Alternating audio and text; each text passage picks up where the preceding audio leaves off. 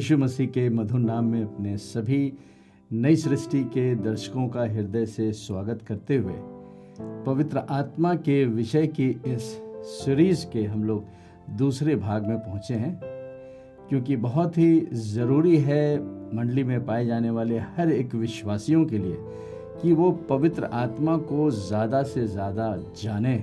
मंडली में पाए जाने वाले विश्वासी जितना ही ज़्यादा पवित्र आत्मा से अपनी इंटीमेसी को रखते हैं, जितना ही ज़्यादा वो परमेश्वर के वचन से पवित्र आत्मा के बारे में जानते हैं, उतना ही ज़्यादा पवित्र आत्मा प्रभु यीशु मसीह को उनके जीवनों में रिवील करता है। और ये इसलिए है क्योंकि हम लोग जिस युग में रहते हैं, इस युग को पवित्र आत्मा का युग कहा जाता है, यानी कि ये ग्रेस का, अनुग्रह का समय है।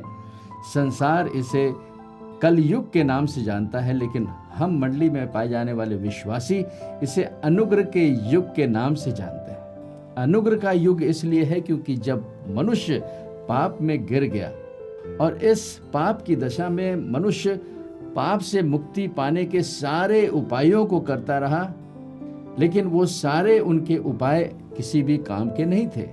और इसीलिए प्रभु यीशु मसीह ने इस बात को कहा कि जो कार्य मनुष्य अपने शारीरिक दुर्बलता के कारण नहीं कर सकता, उसके लिए वो असंभव है। ऐसे असंभव काम को स्वयं प्रभु यीशु मसीह ने सारी मानव जाति के लिए उस क्रूस के द्वारा पूरा कर दिया। और उस पूरे किए गए कार्य को कहते हैं उद्धार या मुक्ति या अनंत जीवन के काम को। यीशु मसीह ने इस क्रूस के काम को मानव जाति के करने से पहले ही अपने चेलों को इस बात के बारे में ज्ञान दे दिया था। उसने सच्चाई को बता दिया था कि भाई देखो, मैं तो चला जाऊंगा लेकिन तुम्हें अनाथ नहीं छोड़ूंगा। इस संसार में मैं अपना आत्मा भेजूंगा, जिस आत्मा का नाम है सत्य का आत्मा। और इसी के साथ प्रभु यीशु मसीह ने इस बात को भी बताया कि जब मैं क्रूस के द्वारा सारे कामों को पूरा करूंगा, स्वर्ग में जाऊंगा तो पिता से विनती करूंगा। तो पिछले भाग में हम लोग ने एक खास बात की चर्चा की, और वो विषय जो है वो ट्रिनिटी का था। ट्रिनिटी का मतलब है कि त्रिएक परमेश्वर। इस परमेश्वर की त्रिएकता के बारे में हम लोग ने पिछले भाग में बहुत से नए नियम के वचनों को देखा, और वो इसलिए देखा कि हमारा और आपका विश्वास, मंडली का विश्वास जो है वो परमेश्वर पिता, परमेश्वर पुत्र और परमेश्वर पवित्र आत्मा पर दृढ़ हो जाए। क्योंकि जैसे ही एक विश्वासी इस सच्चाई से हटता है, उसके जो विश्वास का ट्राइपॉड है वो हिलने लगता है। और इस ट्राइपॉड का एग्जाम्पल हम लोग कैमरे के साथ देख सकते हैं कि जब कैमरे को कहीं पे स्टैंड पे लगाया जाता है तो उसे कहते हैं ट्राइपॉड। और इस ट्राइपॉड के 3 लेग्स होते हैं, और ये इसलिए होता है कि कैमरे को जब आप स्टैंड पे लगा करके कहीं भी रखते हैं तो अगर ज़मीन बराबर भी ना हो तो इन ट्राइपॉड के माध्यम से आप कैमरे का जो लेवल है वो सेट कर सकते हैं। और इसी सच्चाई को पिछले भाग में हमने देखा कि जब हमारे विश्वास का आधार परमेश्वर पिता, परमेश्वर पुत्र और परमेश्वर पवित्र आत्मा होता है, तो हम एक कंसिस्टेंट विश्वासी के दर्जे में आ जाते हैं। और आज के इस भाग में हम लोग पवित्र आत्मा के बारे में देखेंगे, जिसके बारे में ये कहा जाता है कि the Holi spirit is the third person of God head. मतलब ये है कि परमेश्वर पिता, परमेश्वर पुत्र और परमेश्वर पवित्र आत्मा का ये तीसरा व्यक्तित्व है। और इसे हम लोग ने पिछले भाग में भी देखा था कि परमेश्वर ने हमें अपनी समानता और स्वरूप में किस प्रकार रचा था। उसने हमारी आत्मा को क्रिएट किया, and therefore we are a spirit being and we have soul. हमारे पास प्राण है और हम इस शरीर में रहते हैं। और इसी प्रकार से परमेश्वर के बारे में जब हम लोग बात करते हैं, जैसे एलोहिम कहते हैं, ये एलोहिम जो है वो एक हिब्रू का वर्ड है जो कि प्लूरल वर्ड है, यानी कि बहुवाचक एक शब्द है।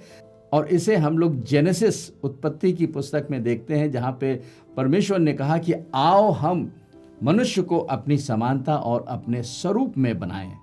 और फिर उसने आकाश और पृथ्वी की रचना की शुरुआत की। और इस रचना में जो सबसे पहला गॉड हेड था वो पवित्र आत्मा ही था, क्योंकि लिखा है कि आत्मा मंडरा रहा था। The Holi spirit was hovering. और फिर उसके बाद जब परमेश्वर पिता ने कहा या बोला, तब हम देखते हैं कि किस प्रकार से स्टेप्स में, स्टेजेस में परमेश्वर ने इस पृथ्वी की और सारी वस्तुओं की और यहाँ तक कि मनुष्य की भी रचना की। उत्पत्ति में कार्यों के आधार पर देखें तो पवित्र आत्मा जो है वो सबसे पहला पर्सन था जिसके के बारे में वचन में लिखा हुआ है। लेकिन आज के युग में इसे हम लोग कहते हैं the third person of God head. और वो इसलिए क्योंकि यूहन्ना रचित सुसमाचार के 14 अध्याय के 15, 16, 17 में जब प्रभु यीशु मसीह ने अपने चेलों से बताया कि मैं चला जाऊंगा तो मैं अनाथ नहीं छोड़ूंगा, मैं अपना आत्मा एक सहायक के रूप में तुम्हें भेजूंगा, वो सर्वदा तुम्हारे साथ ही नहीं रहेगा लेकिन वो तुम में होगा। इस प्रकार से जब हम बाइबल में अलग अलग स्क्रिप्चर्स को देखते हैं तो सबसे पहले परमेश्वर पिता के कार्यों को पवित्र आत्मा और परमेश्वर के पुत्र के साथ देखते हैं। और नए नियम की जब शुरुआत होती है जहां पे उद्धारकर्ता करके यीशु मसीह इस संसार में आए, तो वहां पर हम प्रभु यीशु मसीह के कामों को देख रहे हैं। और यीशु मसीह स्वयं अपनी इस सेवकाइयों में बताते रहे कि परमेश्वर पिता जो है वो मुझसे बड़ा है, क्योंकि जो काम तुम इस पृथ्वी पर देख रहे हो वो मैं नहीं कर रहा हूं, लेकिन इसको करने वाला पिता है। और फिर यूहन्ना के 14 अध्याय में प्रभु यीशु मसीह ने सफाई से बता दिया कि मैं तो चला जाऊंगा, लेकिन जो third person of God head है, जिसे पवित्र आत्मा या स्पिरिट ऑफ ट्रुथ का नाम यीशु मसीह ने बताया, वो तुम्हारे साथ सर्वदा रहेगा। इस प्रकार से जेनेसिस में तो हम लोग पवित्र आत्मा के सबसे पहले कामों को देखते हैं, लेकिन जब हम नए नियम में प्रभु यीशु मसीह की चर्चा को सुनते हैं तब इस पवित्र आत्मा के बारे में हमें पता चलता है कि ये पवित्र आत्मा परमेश्वर है and he is the third person of God head. अब जब हम इस third person of God head के बारे में बातचीत करते हैं जिसे पवित्र आत्मा कहा जाता है, और आज की मंडलियों में इस पवित्र आत्मा की बहुत चर्चा होती है और इसका होना भी बहुत ज़रूरी है, क्योंकि यही पवित्र आत्मा है जो कि एक मनुष्य को प्रभु यीशु मसीह के द्वारा उद्धार दिलवाता है और उस विश्वासी को प्रभु यीशु मसीह के राज्य की सेवकाई के लिए एनेबल करता है, उसे अनॉइंट करता है। इसलिए हर एक विश्वासी को इस पवित्र आत्मा को जानने की ज़रूरत है। इससे पहले कि हम लोग होली स्पिरिट की पर्सनैलिटी की बात करें, सबसे पहले हमें यह समझना होगा कि होली स्पिरिट जो है वो एक पर्सन है, क्योंकि कई बार लोग इसे धुएं की तरह या बादल की तरह या बिजली की तरह या तेल की तरह या किसी पावरफुल वस्तु से इसको समझते हैं। पवित्र आत्मा इट नहीं है, पवित्र आत्मा ही है। He is a person and because he is a person we can have fellowship with him. Yeshu Masih पर विश्वास करने के द्वारा हम परमेश्वर की जब संतान बन जाते हैं तो हम परमेश्वर की कैटेगरी में आ जाते हैं, हम उसके क्लासिफिकेशन में आ जाते हैं। और इसीलिए परमेश्वर जो है वो हमारे शरीर के साथ संगति नहीं कर सकता, उसे हम लोग लॉजिक से नहीं समझ सकते, वो कोई भावना नहीं है, कोई इच्छा नहीं है, वो इंटेलेक्ट नहीं है, but God is a spirit. और एक उद्धार पाया हुआ विश्वासी भी परमेश्वर की आत्मा से जन्म पा लेता है, नया जन्म हो जाता है। और जब एक मनुष्य न्यू क्रिएचर बन जाता है, नई आत्मा में वो जन्म पा लेता है, तो वो परमेश्वर के साथ संगति कर सकता है। और परमेश्वर के साथ इस संगति के काम को करता है पवित्र आत्मा। हर समय एक विश्वासी को अपने आत्मिक स्टेटस का ज्ञान रहना चाहिए। कौन बता सकता है? केवल परमेश्वर का आत्मा उन आत्मिक भेदों को रिवील करता है, ना कि हमारे माइंड में, परंतु वो हमारी आत्मा में रेवलेशन देता है, प्रकाशन देता है। इसलिए एक विश्वासी हेड नॉलेज से परमेश्वर को नहीं जान सकता। परमेश्वर को जानने के लिए उसे एक दूसरे ज्ञान की जरूरत है, जिसे रेवलेशन नॉलेज कहते हैं, या आत्मा का ज्ञान या प्रकाशन। बहुत सी बाइबल संस्थाओं में लोग इतना हेड नॉलेज दे देते हैं कि वो परमेश्वर जो कि आत्मा है, जो हमारी आत्मा के साथ रहता है, हमारी आत्मा में अपने प्रकाशन को देता है, वहाँ पे कोई रेवलेशन नहीं मिलता। ऐसी दशा में जो पुस्तकों के द्वारा हमें ये ज्ञान मिलता है कि परमेश्वर कौन है, कैसा है, वो हमारे माइंड को फुला देता है, स्वलन हो जाता है। लेकिन हम परमेश्वर के साथ संगति नहीं कर पाते। लेकिन जब एक विश्वासी परमेश्वर की पवित्र आत्मा की उपस्थिति में परमेश्वर के जीवित वचन को अपनी आत्मा में ले जाता है, तब परमेश्वर का आत्मा वहां पर रेवलेशनल नॉलेज देता है, जिसे प्रकाशन का ज्ञान कहते हैं। और ज्ञान से अच्छा जो शब्द है वो है विजडम। जैसा कि इफिसियों की पत्री उसके पहले अध्याय के 16 पद में लिखा है कि मैं पिता परमेश्वर से ये प्रार्थना करता हूं कि वो तुम्हें बुद्धि और प्रकाशन की आत्मा दे। We should pray for the spirit of wisdom and revelation in the knowledge of him, and that knowledge comes through the word in our spirit man. क्योंकि जब तक आपने प्रभु यीशु मसीह पर विश्वास नहीं किया, नया जीवन नहीं पाया है, आप बॉर्न अगेन नहीं हुए हैं, तब तक आप संसार में संसार की नेचुरल या वास्तविक दशा में हैं। इसे संत पौलुस ने पहले कुरिन्थियों के 2 अध्याय में बहुत सफाई से बताया है कि 2 तरीके के लोग होते हैं। एक तो वो है जो किसी भी कारण से प्रभु यीशु मसीह पर विश्वास नहीं कर पाया या यीशु मसीह पर विश्वास नहीं करता है, उसे उसने कहा कि ये नेचुरल पर्सन है, स्वाभाविक है। जैसा कि हर एक मनुष्य उस स्वाभाविक दशा में इस संसार में जन्म लेता है शरीर में। लेकिन जब वो प्रभु यीशु मसीह के सत्य को जानता है, यीशु मसीह पर विश्वास कर लेता है, अंगीकार करके उसे अपना प्रभु मान लेता है, तो वही जो नेचुरल पर्सन है या स्वाभाविक पर्सन है, वो पवित्र आत्मा के द्वारा प्रभु यीशु मसीह पर विश्वास करके स्पिरिचुअल पर्सन बन जाता है। पहला कुरिन्थियों उसके 2 अध्याय में जाके पढ़ सकते हैं आप। There are 2 kinds of person, natural and spiritual. और इस स्पिरिचुअल पर्सन को पवित्र आत्मा की जरूरत पड़ती है, क्योंकि पवित्र आत्मा इस स्पिरिचुअल पर्सन में आकर के उसकी आत्मा में रहता है। और ये सारी बातें इसलिए होती हैं क्योंकि हम भी एक आत्मा है, और वो भी ऐसी आत्मा है जो कि परमेश्वर के द्वारा पैदा हुई आत्मा है। उसके लहू के द्वारा हमारे पापों को धो दिया गया है। We are set apart people, we have been sanctified by the blood of Jesus. तो ऐसे स्पिरिचुअल या आत्मिक व्यक्ति की मदद केवल पवित्र आत्मा कर सकता है और करता है, और उसकी मदद जो है वो परमेश्वर के जीवित वचन से आती है। बार बार हम लोग इस पवित्र आत्मा को एक पर्सन के रूप में जानना चाह रहे हैं, क्योंकि हम भी यीशु मसीह पर विश्वास करके एक न्यू क्रिएचर बन जाते हैं, एक नए आत्मिक व्यक्ति बन जाते हैं। और इस आत्मिक व्यक्ति को इस संसार में रहते हुए किसी न किसी गाइड की जरूरत पड़ती है, क्योंकि अब हम इस संसार के नहीं हैं, हम संसार में रहते तो हैं, हमारी सिटीजनशिप जो है वो अब हेवनली हो गई है।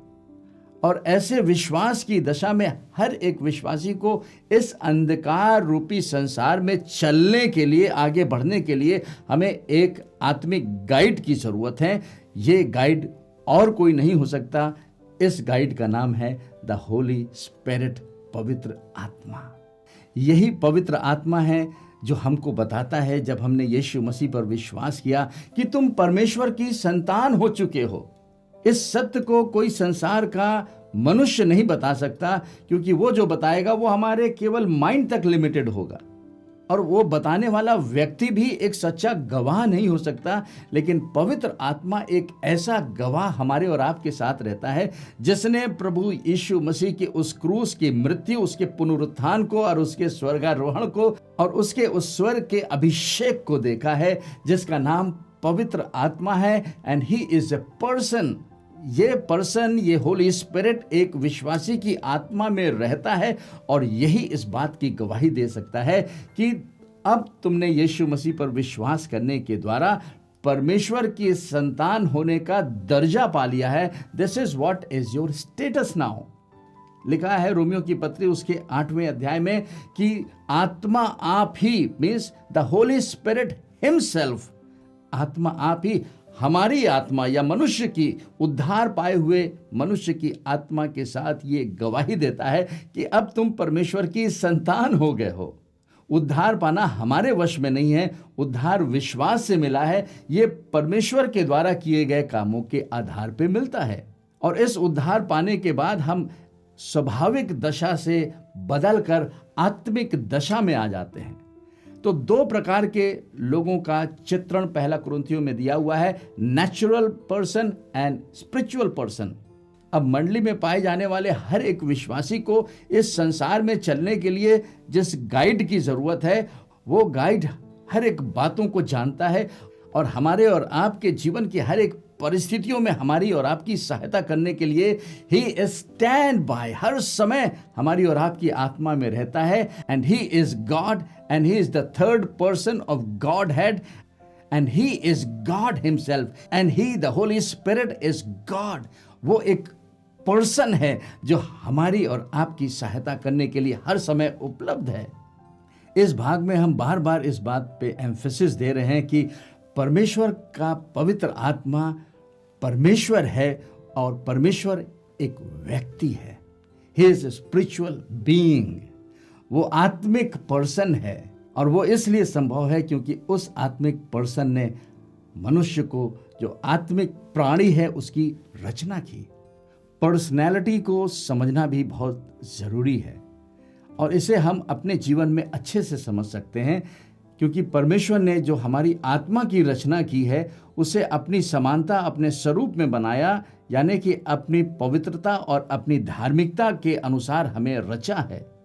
We have been created in his own likeness, his holiness and his righteousness. अब एक बात को समझना है कि जब परमेश्वर ने बागे अदन में मनुष्य की आत्मा को क्रिएट किया तो इससे पहले की आत्मा को क्रिएट करता उसने उसके रहने के लिए एक घर, एक मकान बना रखा था जिसे बॉडी कहते हैं, शरीर कहते हैं, और इस बॉडी को उसने मट्टी के द्वारा बनाया है। ही फॉर्म्ड और made that body where the spirit can live. और जैसे ही परमेश्वर ने अपने आत्मा से उस मट्टी के पुतले में फूंका और फूंकते ही परमेश्वर की आत्मा से ह्यूमन स्पिरिट का क्रिएशन हुआ। इस क्रिएटेड स्पिरिट ने जैसे ही उस पुतले से टच किया वहां पे सोल का फॉर्मेशन हो गया। And soul is also spiritual क्योंकि ये प्राण जो है वो हर समय आत्मा के साथ बना रहता है। एक तरीके से ये कनेक्टर है जो आत्मा और प्राण को जोड़ता है। आत्मा जो है वो प्राण के अनुसार ही इस देह को चला सकती है। तो जब हम संसार में देखते हैं तो हर एक मनुष्य की आत्मा तो परमेश्वर की आत्मा से आई है। परमेश्वर तो हर एक मनुष्य की आत्माओं का पिता है, ही इज परम आत्मा। अब ऐसी क्या चीज है जो एक मनुष्य को दूसरे मनुष्य से अंतर पैदा करती है, और इस अंतर को करने वाला प्राण है जिसे सोल कहते हैं। ये सोल या ये प्राण हर समय मनुष्य की आत्मा के साथ ही जुड़ा रहता है, और यही प्राण है जो कि मनुष्य को प्राणी बनाता है, उसे एक पर्सन होने का दर्जा देता है, क्योंकि सोल के अंदर ही माइंड, विल और इमोशन है। हर एक मनुष्य की आत्मा के पास अपना माइंड है, अपना विल है और अपने इमोशंस हैं, जिससे कि एक मनुष्य दूसरे मनुष्य से भिन्न हो जाता है। ये भिन्नता उसकी आत्मा के भिन्नता की वजह से नहीं है।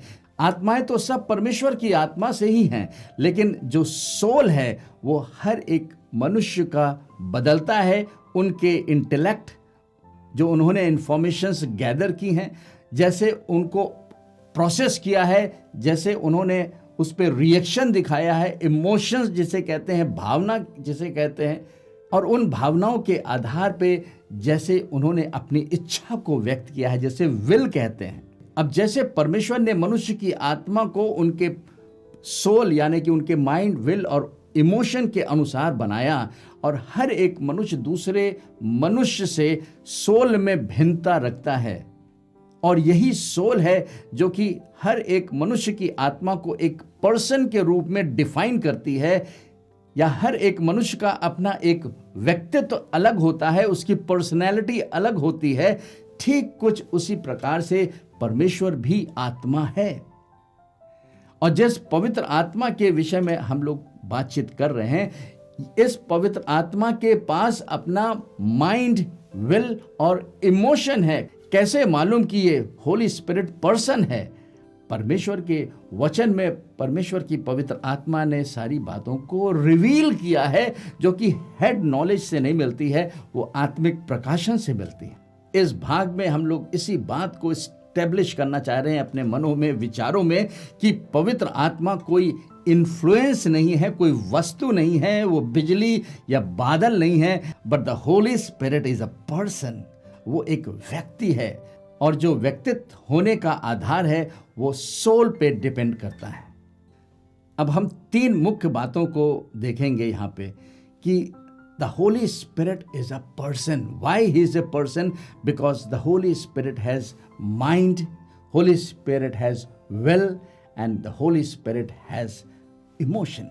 इस फर्स्ट कंपोनेंट को, जिसे हम माइंड कहते हैं या इंटेलेक्ट कह रहे हैं या मन कह रहे हैं, इसे हम लोग रोमियो की पत्री उसके 8वें अध्याय के 26 और 27 पदों में पढ़ के देखेंगे, जहां कुछ इस प्रकार लिखा हुआ है, इसी रीति से आत्मा भी हमारी दुर्बलता में सहायता करता है, क्योंकि हम नहीं जानते कि प्रार्थना किस रीति से करना चाहिए, परंतु आत्मा आप ही ऐसी आहें भर भर के, जो बयान से बाहर है, हमारे लिए विनती करता है। इसको पढ़ने से ही लगता है कि पवित्र आत्मा हमारी और आपकी सहायता के लिए है, और सहायता तब मिलती है जब हम किसी काम को करने में अयोग्य हो जाते हैं। 26 पद में लिखा है कि पवित्र आत्मा हमारी प्रार्थना करने में सहायता कर रहा है। 27 पद में देखें, और मनों का जांचने वाला जानता है कि आत्मा की मनसा क्या है, क्योंकि वह पवित्र लोगों के लिए परमेश्वर की इच्छा के अनुसार विनती करता है। जो सबसे इंपॉर्टेंट पॉइंट यहाँ पे ये है कि आत्मा की मनसा क्या है, इसे हम लोग इंग्लिश के वर्जन में भी देखेंगे। एम्पलीफाइड के 27 पद में लिखा हुआ है, and he who searches the hearts knows what the mind of the spirit is, because the spirit intercedes before God on behalf of God's people in accordance with God's will. यहाँ पे स्वयं पवित्र आत्मा संत पौलुस के द्वारा मंडली को यह बता रही है कि आत्मा की भी मनसा है।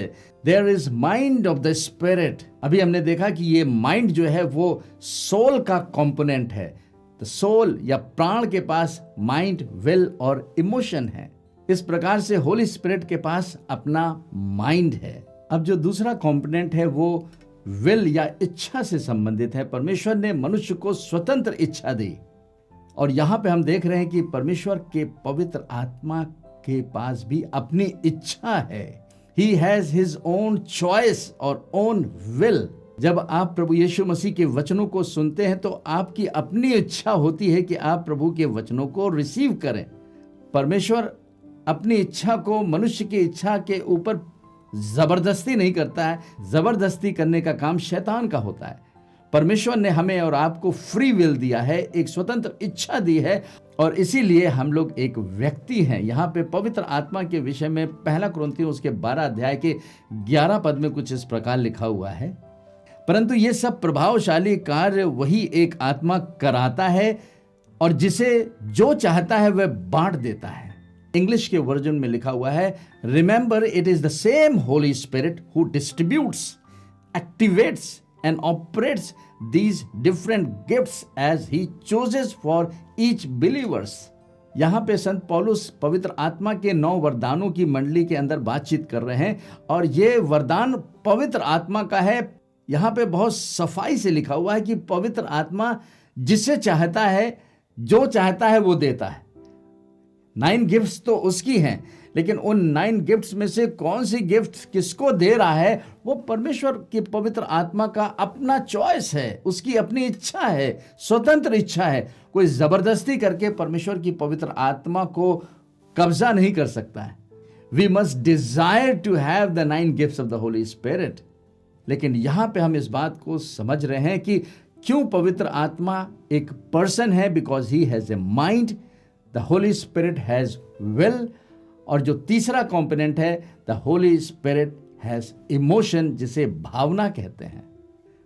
और इस भावना के बारे में पवित्र आत्मा ने संत पौलुस के द्वारा रिवील किया है इफिसियों की पत्री उसके 4 अध्याय के 30 पद में, जहां इस प्रकार हिंदी में लिखा हुआ है, परमेश्वर के पवित्र आत्मा को शोकित मत करो, जिससे तुम पर छुटकारे के दिन के लिए छाप दी गई है।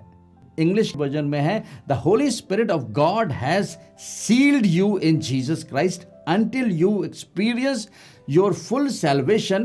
So never grieve the Spirit of God or take for granted His holy influence in your life. इसका मतलब है कि पवित्र आत्मा के साथ अगर हमने ठीक से व्यवहार को अपने नहीं रखा तो होली स्पिरिट ग्रीव हो सकती है, वो शोकित हो सकती है, नाराज नहीं हो रही है लेकिन शोकित हो जाती है। जैसे पति पत्नी के बीच में अगर पति ने बहुत जोर से बोल दिया तो हो सकता है पत्नी शोकित हो जाए। ये शोक जो है वो आत्मिक है, और जब पवित्र आत्मा से हम अपने संबंध को ठीक नहीं रखते तो वो भी शोकित हो सकता है। इन तीनों रेफरेंसेस में हम लोग ने सोल के 3 कंपोनेंट को देखा। सबसे पहले देखा कि the Holi spirit has mind, आत्मा की अपनी मनसा है।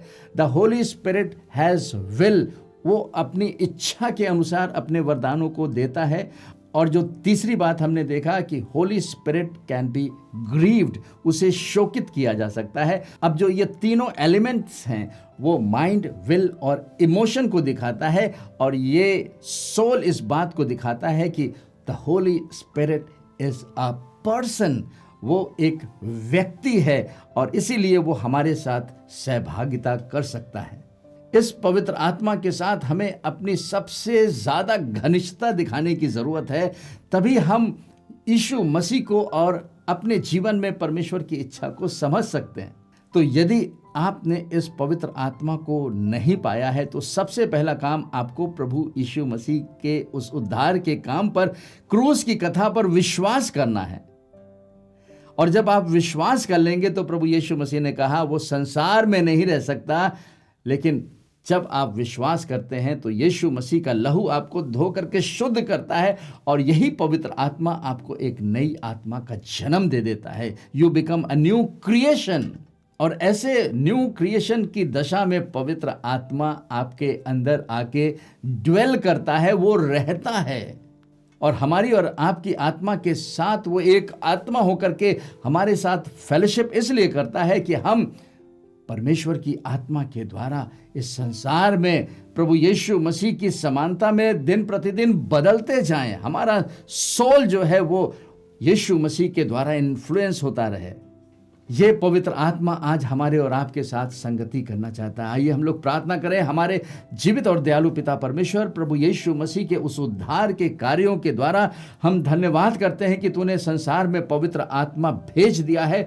हम विनती और प्रार्थना करते हैं उन दर्शकों के लिए जिन्होंने अभी तक उस पवित्र आत्मा के साथ अपनी घनिष्ठता को नहीं बढ़ाया है। प्रभु यीशु मसीह के नाम से इनकी आत्मा की आंखें ज्योतिर्मय हो जाए, ये जाने कि प्रभु आत्मा इनके जीवनों में क्या करना चाहता है।